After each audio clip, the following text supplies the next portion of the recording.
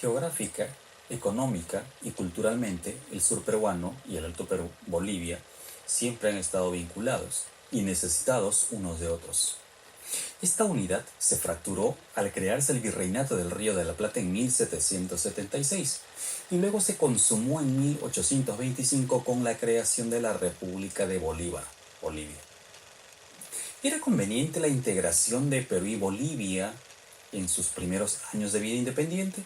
¿A quiénes afectaba la integración o separación de estas dos jóvenes repúblicas? Hoy veremos cómo se gestó y cómo se truncó uno de los primeros y mejores proyectos de nuestra vida republicana, la Confederación Peruano-Boliviana.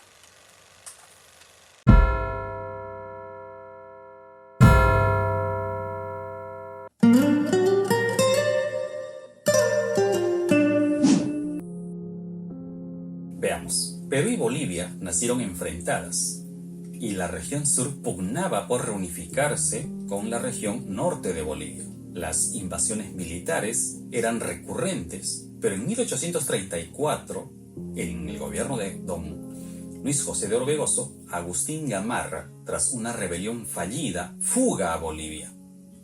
Allá se une al general Andrés de Santa Cruz, abrazando la ansiada reunificación peruano-boliviana. Mientras tanto, Orbegoso había caído en manos del nuevo presidente, Felipe Santiago Salaverry, el más joven de todos nuestros gobernantes.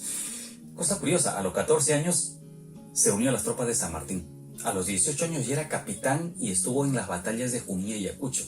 Fue general a los 27 años. A los 28 fue presidente de la República y fusilado a los 29 años. Pero volvamos. 1835 ha caído Orbegoso, ya está en el poder Salaverry. Orbegoso entonces negocia secretamente con Andrés de Santa Cruz para invadir Perú y luego de esta invasión recuperar la presidencia que había dejado en manos de este Nobel militar. Al enterarse de esto, Gamarra retorna de Bolivia a Perú y se une a Salaverry.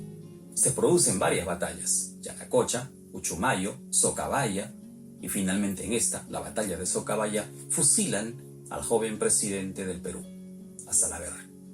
Su muerte da paso formalmente a lo que se conoce hoy como la Confederación Peruano-Boliviana.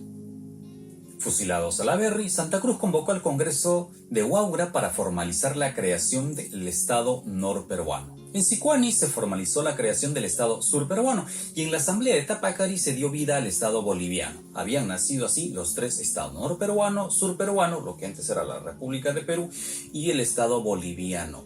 Tres estados, la Confederación Peruano-Boliviana. En octubre de 1826, este Congreso, reunido ya en Tacna, daría vida formalmente, legalmente, a la Confederación Peruano-Boliviana. Santa Cruz además quedaba como protector supremo por 10 años, con derecho a reelegirse, con 10 años renovables. Y en 1837 se promulga una constitución autoritaria, con un tufillo bolivariano a esa constitución vitalicia que habíamos visto en la década anterior. Pero aunque esta fue una constitución autoritaria, se adoptó el libre comercio como política económica exterior. Un libre comercio que implicaba bajos impuestos al ingreso de mercancías que llegaran de cualquier parte del mundo. Y se apoyó en la ley de puertos libres, que impulsó el crecimiento de puertos como Paita, Cobija, Arica, Callao. Estos puertos, Paita, Callao, Arica, Cobija, serían los que mayor crecimiento tuvieran en aquel entonces. Los comerciantes extranjeros felices, los mineros felices, los agricultores sureños felices, los cónsules de Gran Bretaña, Francia y Estados Unidos súper felices con esta disposición o esta ley de puertos libres. Decían que la civilización y el progreso habían llegado a los Andes, que la civilización y el progreso habían llegado al Perú. Pero si bien el sur del Perú y el norte de Bolivia y los comerciantes extranjeros, europeos y norteamericanos, celebraban esta ley de puertos libres, en cambio la élite norteña, limeña, se opusieron. Los librecambistas ahora se tornaban proteccionistas, nacionalistas. Los promotores del libre mercado de la década del 20 ahora se convertían en defensores de la agricultura y la producción nacional frente a la nefasta competencia global. Con este discurso, los comerciantes chilenos y argentinos se sumaron a la causa, debido a los perjuicios que estaban sufriendo, por ejemplo, con las ventas del trigo. Sabido después que con esta ley de puertos libres, el comercio del trigo caía en Valparaíso, mellando en su economía, y al afectarla esta no ingresaba al Callao, no beneficiaba a los limeños, y entonces se armaba un nuevo circuito con grano traído desde Estados Unidos. El odio, el racismo, la rivalidad comercial fueron constantes. Por ejemplo, el 7 de julio de 1835, Salaverry, antes de ser fusilado, Salaverry el 35 declaraba benemérito de la patria a quien matara a un boliviano y además quedaba exento de contribución por 5 años. Imagínense, declarar héroe nacional por matar a un boliviano. Pero no era el único. Meses antes, Orbegoso había dicho que haría clarines con las canillas de sus enemigos. Y se publicaron así cuestiones como estas en revistas como El Conquistador Ridículo, El Coco de Santa Cruz o Para Muchachos, donde satirizaban la figura andina y provinciana del general de la Confederación, de Andrés Santa Cruz, del Cholo Santa Cruz. Y entonces se dejó de lado la cuestión política, el proyecto de crecimiento y de mejora sustancial para algunos sectores del sur peruano y de Bolivia, y primó sobre todo los intereses particulares.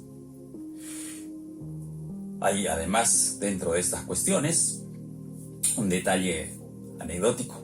Al establecerse la Confederación no solo cuestionaban a Santa Cruz, sino que algunos seguidores de Santa Cruz también propusieron algunas leyes por demás risibles. Por ejemplo, una de las que más llama la atención es que se multaba a aquel ciudadano que no llevara la tricolor en algún lugar visible. Es decir, la bandera de la Confederación debía estar en alguna parte visible de las prendas que llevara el ciudadano de aquel entonces. Si no, multa para usted.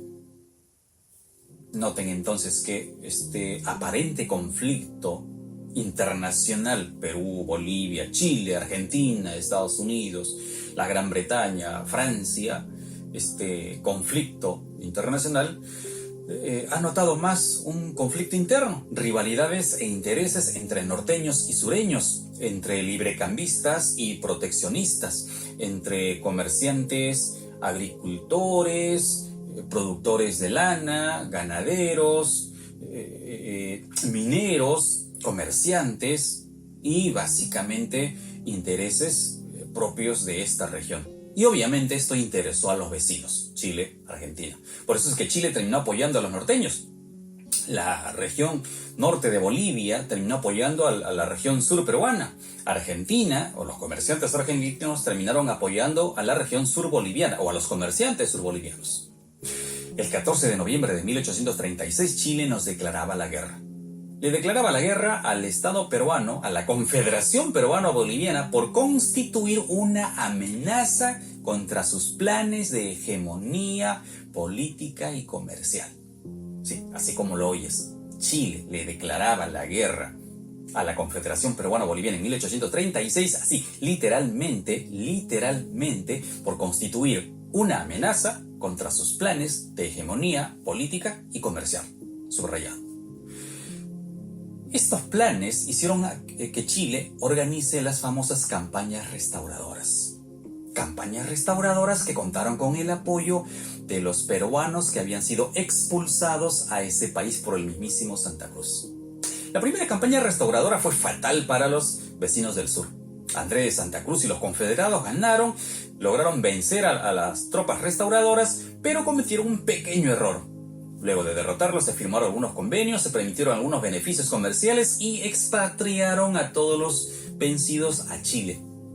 La segunda campaña restauradora llegó con 6.000 soldados chilenos, entre los que se contaban personajes que después serían presidentes del Perú: Agustín Gamarra, Ramón Castilla, entre los tantos que se contaron en aquel entonces. Santa Cruz fue vencido en la batalla de Yungay, tras su derrota en rumbo a Guayaquil, y se puso fin a la Confederación Peruano-Boliviana. Las tropas restauradoras y el gobierno chileno terminarían reconociendo a uno de sus colaboradores como presidente del Perú. había terminado la Confederación. Agustín Gamarra fue ese designado. Gamarra, como nuevo presidente del Perú, le declaró la guerra a Bolivia. La invadió, como otras tantas veces, pero esta vez fue asesinado en 1841. De él Basadre dijo alguna vez: cuando Gamarra quiso, no lo hizo. Cuando pudo, no lo dejaron. Y cuando lo hizo, lo mataron. Muerto Gamarra, vinieron los peores años de anarquía política en la joven República Peruana. Llegamos a tener 6 presidentes en simultáneo en 1842. 6. Así de desordenado y así de caótico, así de anárquico se mostraba este frágil, este endeble estado republicano llamado Perú. Parecía que los políticos y los caudillos, civiles y militares, luchaban no por una causa o un proyecto, sino por conquistar el poder, en el que los negocios y bienes del Estado eran vistos como asuntos personales, es decir, el Perú era visto como un botín y había que capturarlo. Nada tan cercano a nuestra realidad bicentenaria. Hemos cambiado poco en ese sentido. En conclusión, la integración de Perú y Bolivia eran a largo plazo favorables a la economía nacional peruana y boliviana, pero los intereses locales, los intereses de algunos sectores comerciales, de algunas familias en particular, lo truncaron. El racismo contra un hijo de cacica y su origen boliviano, antiperuano, se utilizaron para desprestigiar el proyecto político, y la prensa aquí jugó un papel importante, su propio papel. ¿Se parece a nuestros días? ¿Hemos madurado como ciudadanos? ¿Se mantienen los lazos comerciales y culturales entre el sur de Perú y el norte de Bolivia? Eso te lo dejo como tarea. Recuerda, entender nuestro pasado madura la conciencia de nuestra libertad, o al contrario, afirma nuestra esclavitud. Hasta la próxima.